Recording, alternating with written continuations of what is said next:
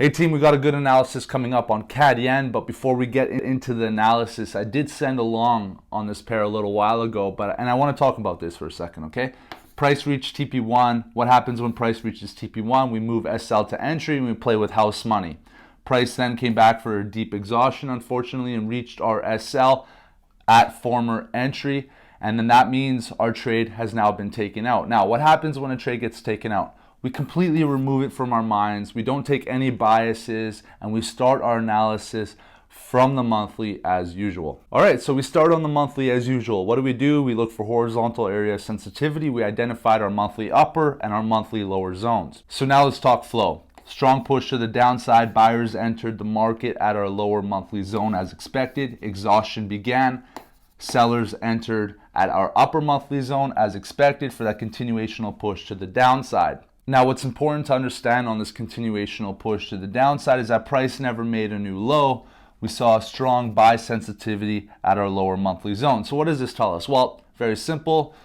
We know that there's a lot of sell sensitivity at our upper monthly. We know that there's a lot of buy sensitivity at our lower monthly, meaning we're playing in between the lines. Let's take it down to the weekly for a closer look. Onto the weekly, what do? Horizontal area sensitivity to identify potential zones. Okay, so we identified our weekly upper and our weekly lower zones. So now things got a little bit tighter. Before we were looking to play in between the blue lines, now we're looking to play in between the yellow lines. We see buy sensitivity at our lower weekly and we see sell sensitivity at our upper weekly. We can expect price to kind of bounce in between. So now it's time to talk about price action. On this monthly continuational push to the downside, we see a strong pin bar close. That's a lot of buy pressure entering the market, pushing price back up to close above its weekly lower zone. Now, price action is showing me another important piece of information. This one is a little bit tough. This one is a little bit more for the advanced traders, but it all comes back down to push and exhaustion cycles, okay?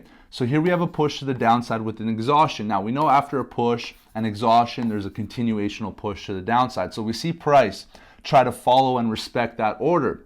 We see strong bearish price action telling us that sellers were entering the market, but no. Price didn't even, or was not even able to retest its weekly lower zone. We saw buyers come back in and push price back right up and didn't even let this continuational push to the downside complete. This is telling me that there's just a lot of buy pressure. Now, in general, that's a good learning point. Whenever push and exhaustion cycles are broken, that tells us that there's either a lot of buyers or sellers in the market and there is a change in direction. So the fact that price was not able to continue its continuational push to the downside tells me that there's just a lot of buy sensitivity. Okay, so that's all the information we can take from the weekly down in time frame to the daily. Onto the daily, that's right, looking for zones. Horizontal area sensitivity, that's our daily zone. We see lower highs, that's our downtrend. Let's identify area sensitivity. Okay, so after identifying area sensitivity, things just make sense now. We know that we're playing between our upper and our lower weekly zones. We identified our daily mid-range zone.